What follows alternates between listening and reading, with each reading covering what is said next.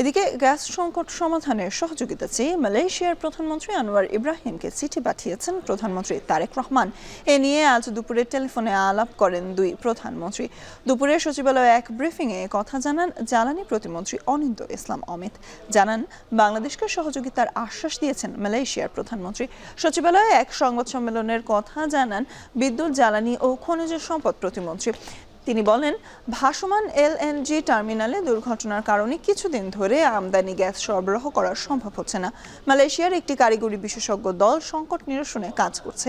আগামী সপ্তাহের শুরুতেই 280 থেকে 300 মিলিয়ন ঘনফুট গ্যাস সরবরাহের প্রত্যাশা করেন তিনি। 2 সপ্তাহের মধ্যে ক্ষতিগ্রস্ত এফএসআরইউটি পুরোপুরি সচল হতে পারে বলেও প্রত্যাশা প্রতিমন্ত্রীর।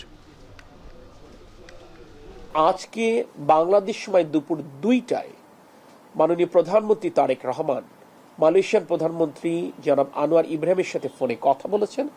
বাংলাদেশের এই উদ্ভূত জ্বালানি সংকট মোকাবেলায় তার দেশের সহযোগিতা কামনা করেছেন।